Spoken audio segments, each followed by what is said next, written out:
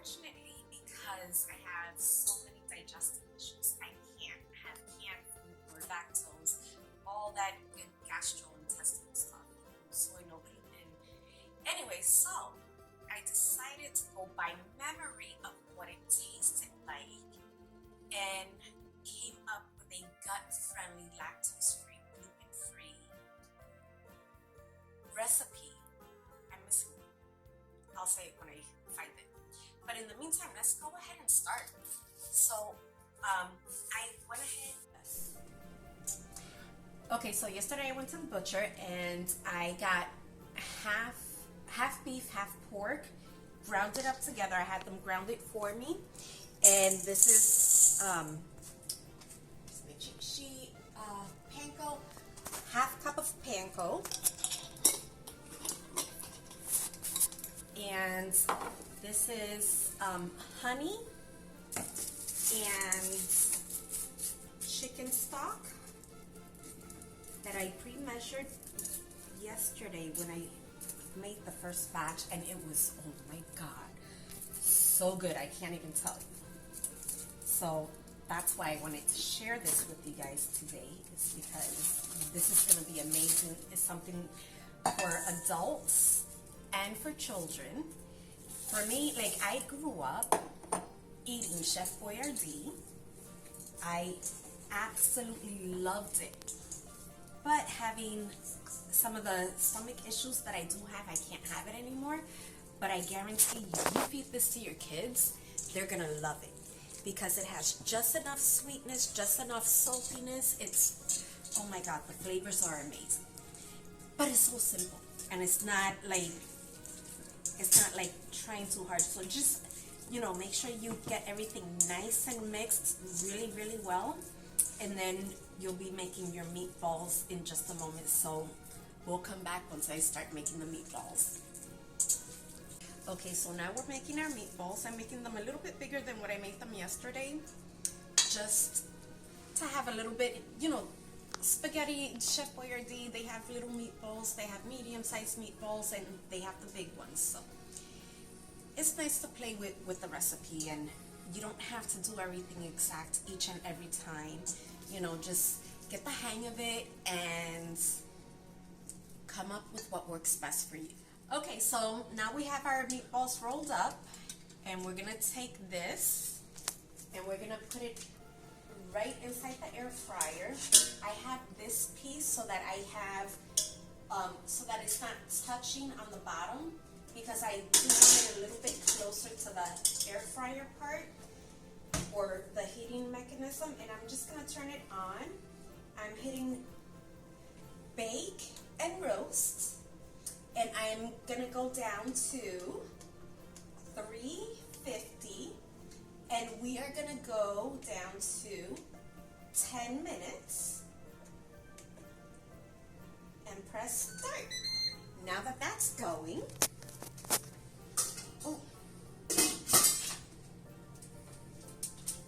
we're gonna turn our water on, grab a little bit of salt, and for the moment, I'm gonna say that's about a teaspoon of salt. And I've got to get oil.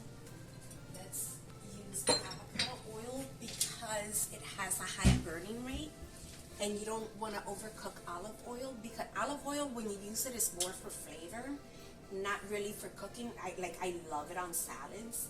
And that's about a tablespoon of avocado oil. And now that that's going, we are going to take this wooden spoon and just lay it on the top, because for some reason, don't ask me why, but it never boils over. And in the meantime, we're gonna go ahead and bring this over, and we're gonna prepare this. We're gonna use, this is gonna be for our sauce. Okay, so now that we have this open, we're just gonna dump it in.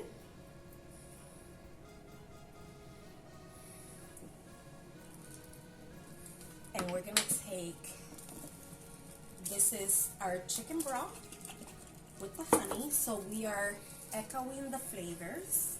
And what that means is we're repeating some of the same flavors from one part of the dish to the other so that it complements it and the flavor goes throughout. I was trying to get cute with this and make little ties, but it's not working in my favor right now. So I'm just gonna rip it. So we're gonna take that.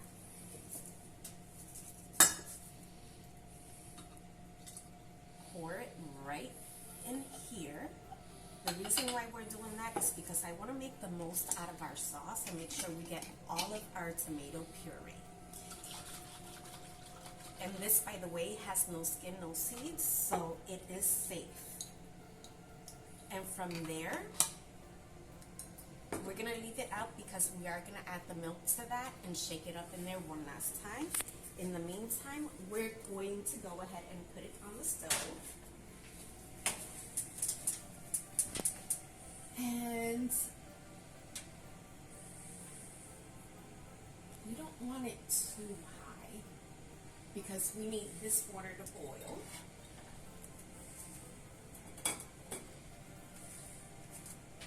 And just give it a good mix. And for now, we just want this to heat up. Once it heats up, we can lower it, and once the noodles are ready is when we're going to be ready to put the noodles in. The meat will be ready before the noodles. So we're actually continuously cooking using the best of our time, or good time management. So the sauce has come to a very low simmer, so you just want to make sure that you go in every so often and give it a good mix so that it doesn't burn or get stuck on the bottom. So you do want to stay on top of it. You don't want to add the milk in just yet.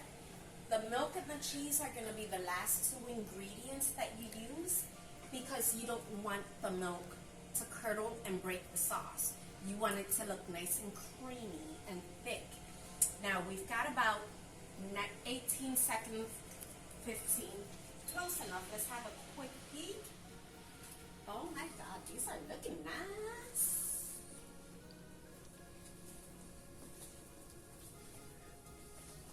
See that nice char on them? Oh, that's pretty. You know, I think I'm gonna let it cook for, let's say, an additional 3 minutes. And the reason why I'm gonna cook it the additional 3 minutes is because I am going to put it in the sauce so that it picks up the flavor of the beef without any of the grease, which is the whole reason why we have it in one of these, because everything drips out from the bottom. So you don't have to worry about having too much fat. We're gonna clear this out and put it in for bake roast at 350.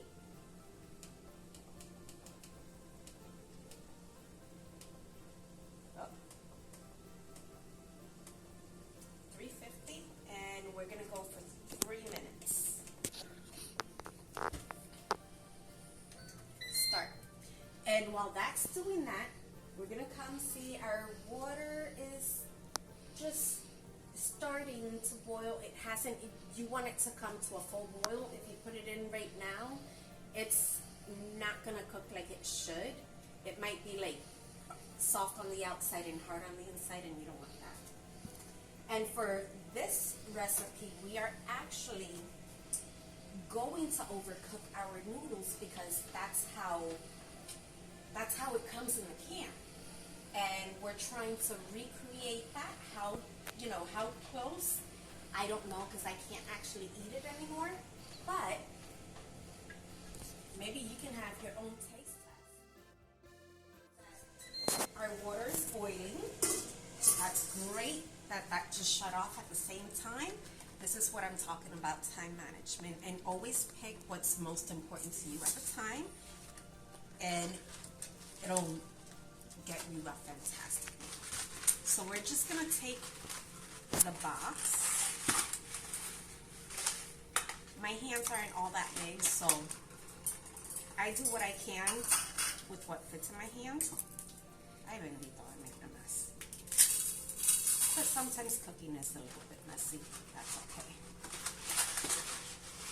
We always clean up later. In the meantime, we just keep going.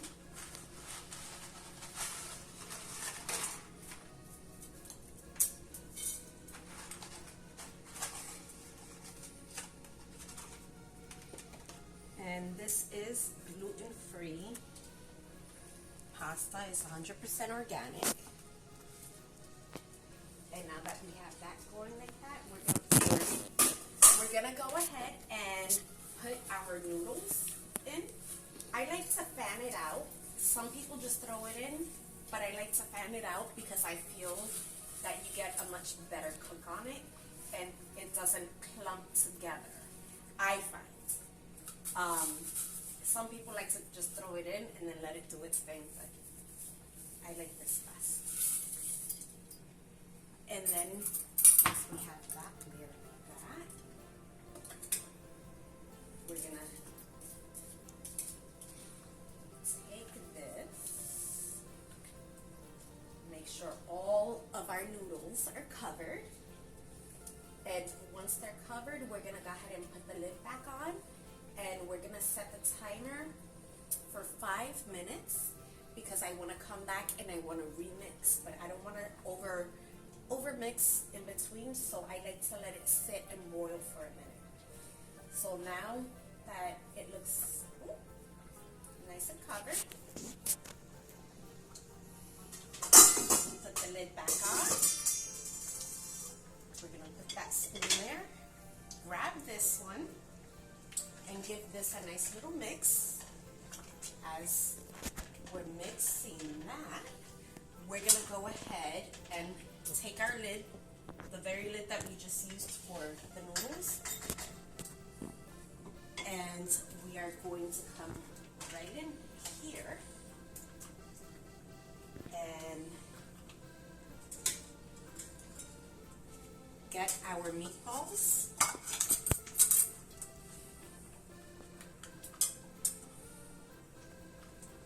And we're gonna add our meatballs right into the sauce.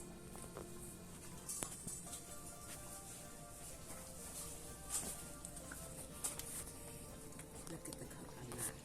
That's beautiful. This is gonna be so yummy. So many people are gonna love you for it. Noodles, and for this specific recipe we're not going to keep adding any water. We're just going to let it keep cooking down because we're actually going to use the water from the noodles to help thicken the sauce. So that's still not done yet. That's, you know, that would be great for like regular spaghettis, but because we're doing a mock version of the Chef Boyardee and trying to bring childhood back and enjoy our food with our kids, we're gonna allow that to continue cooking. Now we're gonna come back, and this is why I saved the bottle, because we're gonna take our lactose-free milk, and it has a lot of added proteins and stuff. Great. That's just my luck. So I'm gonna improvise and add a little bit more milk for what I lost.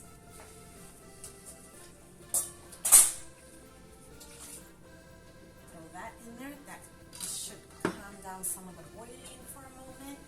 We do want to give it a quick stir, and you can see how the color is already starting to change.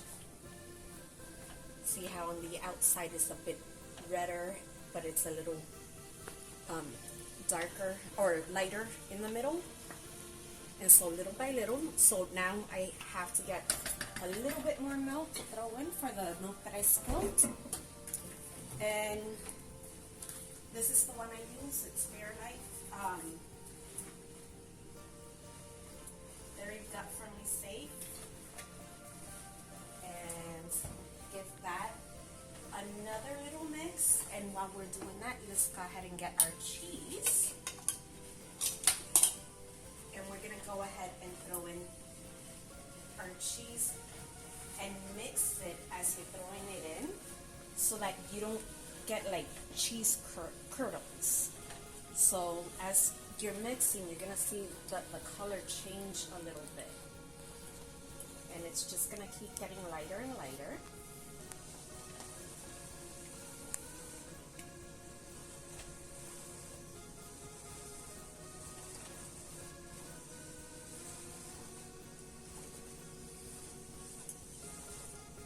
Just dump it all in, and at this point, once you mix it, you want to go ahead and taste it and make sure that your flavors are where you want them to be.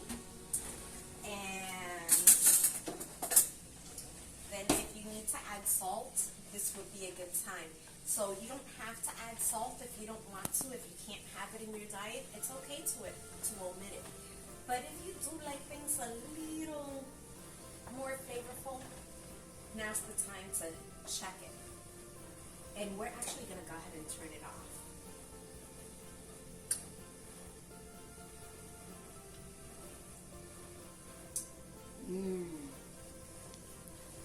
I don't think it needs it.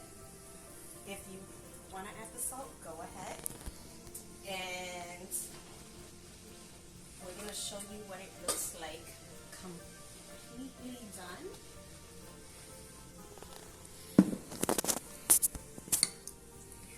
So let's go ahead and cut into the meatball. Okay, that's going to be too big of a bite for me, because they're going to be,